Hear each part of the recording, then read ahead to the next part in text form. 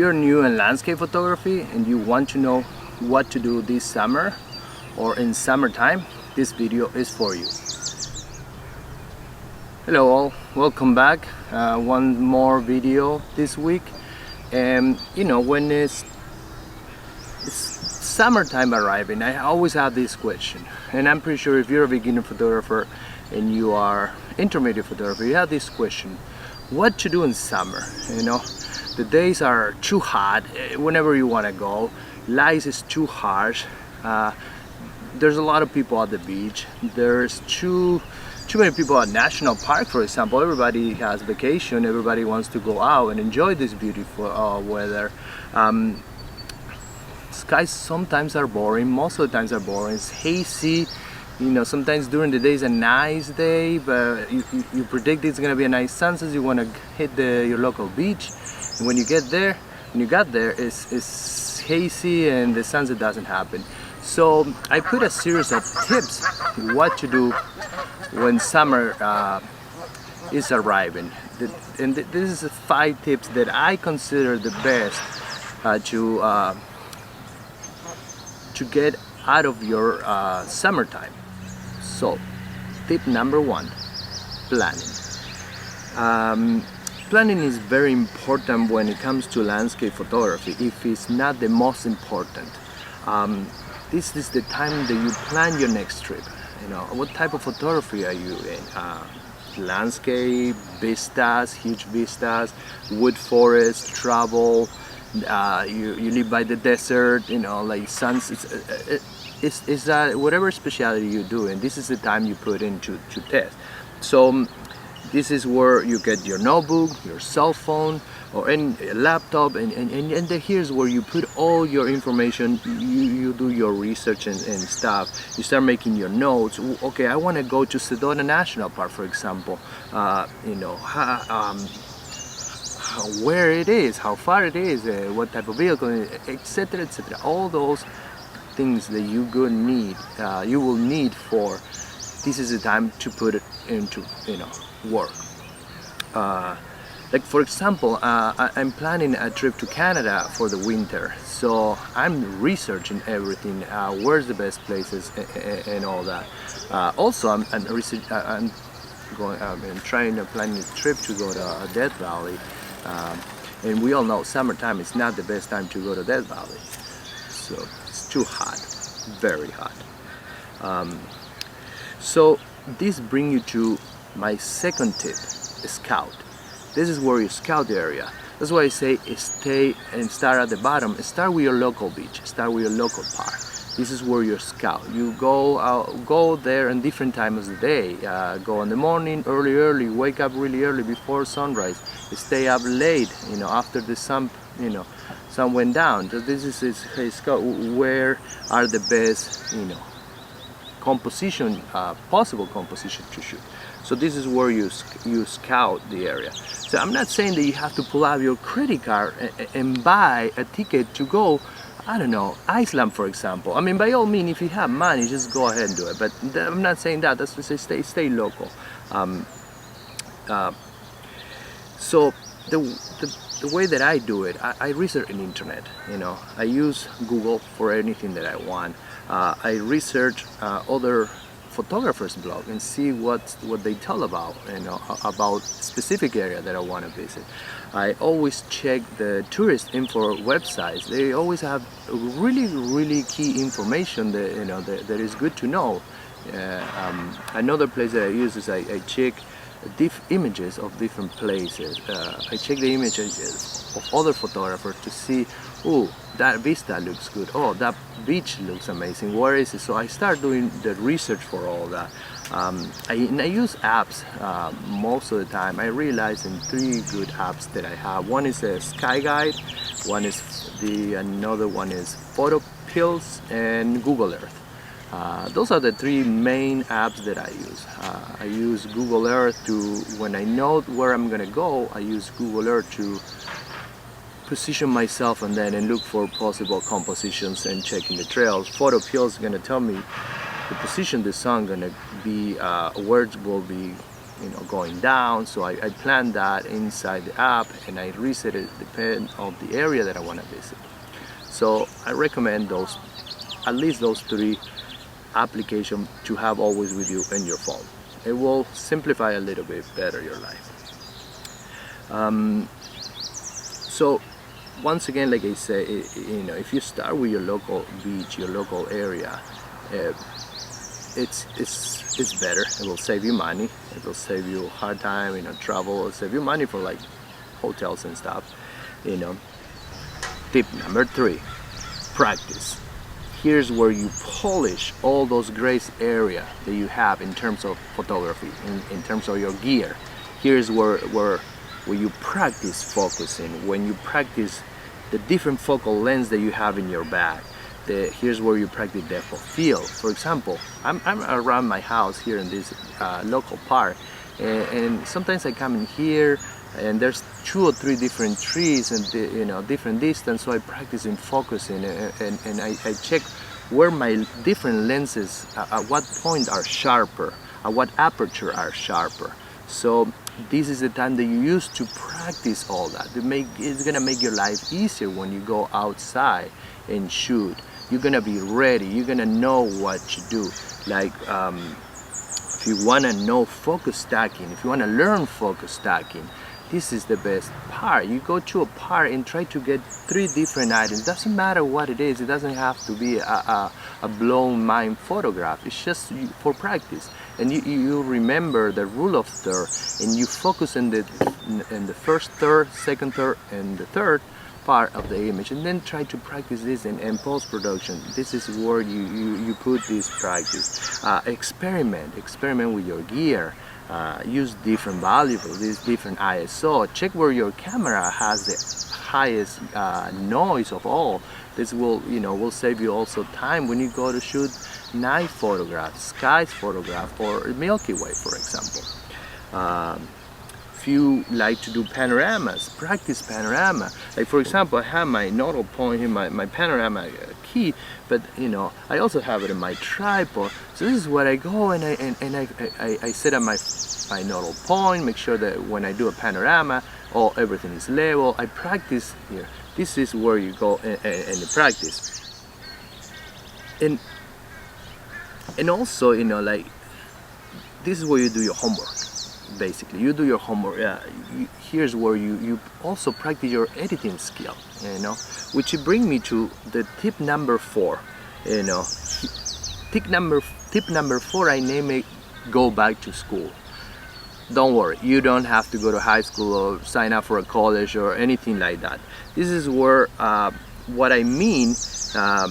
This is where you practice your editing skills, by getting some tutorials. There's amazing photographers out there. They put tutorials on how to edit your photograph. Nick Page, for example, is one of my favorites. He has great tutorials on his website. I'll put a link under for his website. Check those tutorials. I invested in those. I highly recommend invest in tutorials like that help you to polish and help you to get better at editing your own photograph. It's very important to do that. Do not overdo it. Do not overdo it. Do not overdo your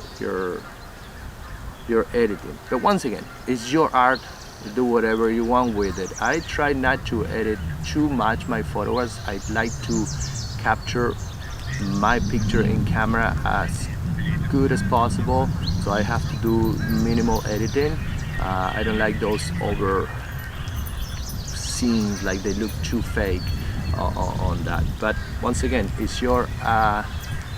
You can do whatever you want. Also, invest in one-to-one classes online or via Skype with photographers. Mark Denny is also great. He offers one-to-one online Skype classes. Highly recommend to do that. Or stay with a local friend. If you know somebody who's good at editing photograph in the local community, go check right there. I highly recommend do that. Invest in your knowledge. It will give you rewards. At the end, you'll be rewarded. I highly guarantee on that. And tip number 5, create a project that lasts for the summertime. I don't know, just something. I will leave it up to you. You know, create something. I don't know. Photograph buildings, photograph flowers, photograph your people, your family. Do portraits, and put all the settings into practice. You know, create a project. So this will keep you occupied. And once again, it will save you money. It will, and you'll be ready. I love to photograph on winter time and fall time because the color, the skies are different. So I put in summertime, and I do all my research where I will I will be on the fall or winter. You know, where I wanna go, and you know, and I practice all that at this time. So create a project. I don't know, create a slow shutter speed project. Go to your local beach, your local lake, or if you have a little creek or something, and practice that low shutter speed. Put your tripod shutter speed, capture motion of the water. You know, practicing that, because that will give you more sense of where is the key aperture and the key speed to freeze that water, and show that motion. So when you're in that big waterfall area, you already know the setting that you have to use, plus minus, but you will be ready. You know that at 1 second or half of a second, you will show that motion, but not too blurry. So you'll know that these will come with all those practice, you know, that you put in before. I don't know, created an abstract project. Go to, once again, I live by the beach, that's why I keep naming the beach. You know, go to the beach and look for different rock formation, different shape of the coast, of the seascape. Sometimes the sand and the water create these weird shapes, and shoot for that. Keep practicing, you know. But it will make your summer more enjoyable. It will keep you busy, and it will be a great experience for you.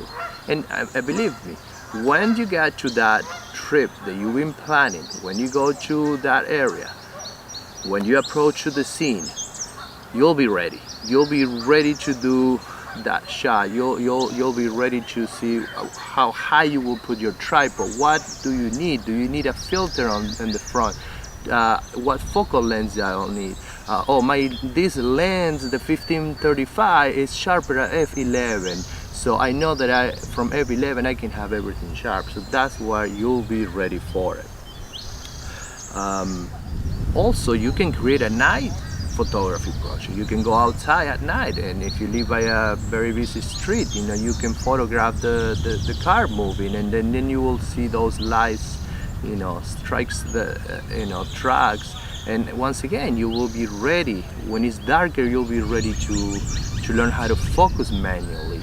And let's say you will love to photograph the Milky Way. Well, start practicing doing photograph at night outside your house, so you can, you know, learn how to or practice how to focus manually. So when it comes to the moment that you are out of the desert photographing the Milky Way, where it's pitch dark, you will be more knowledgeable how to focus. How you will know your camera. You will know how ISO is more noisy than the other one. You will know all that. You'll be ready. If you put all the tips before that I mentioned before into practice, you'll be ready for that, what that moment comes to. And my bonus tip, my second bonus tip will be print your images.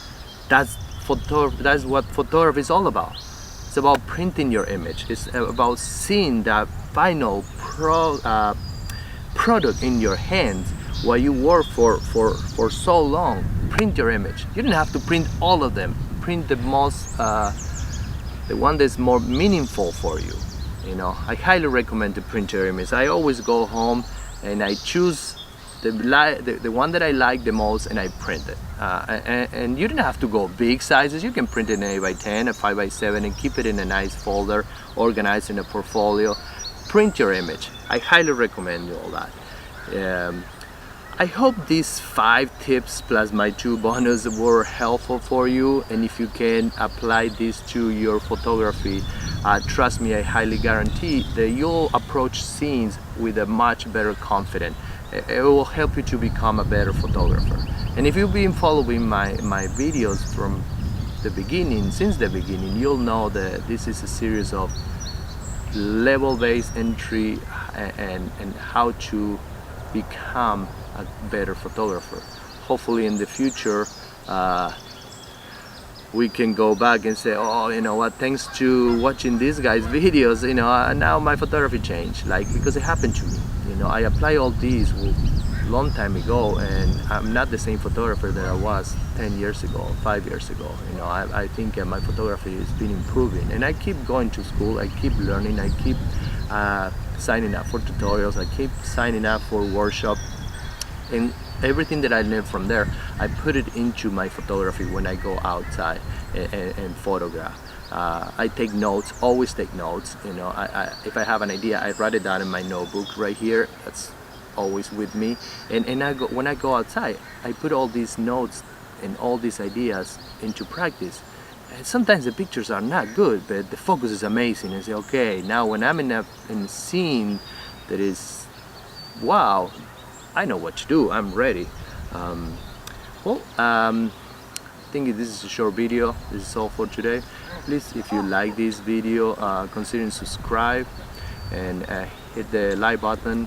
Also click the bell button so you can have notification and don't miss out any of my videos. I hope everybody is staying safe and have a wonderful day. I'll see you soon, I promise. Stay tuned. Please leave me a comment at the bottom and see if any idea that you have, or any idea you want to see, any video that you want to see. I'll put it out there for you. I'll try to make my best and make the best video for you, and I hope I can be very clear in explaining this, so this can be very useful in the future. Okay, so that's it for today. I'm gonna keep enjoying this beautiful morning here. I'm gonna go and walk around, see the nature, and I'll see you soon, next time. Ciao.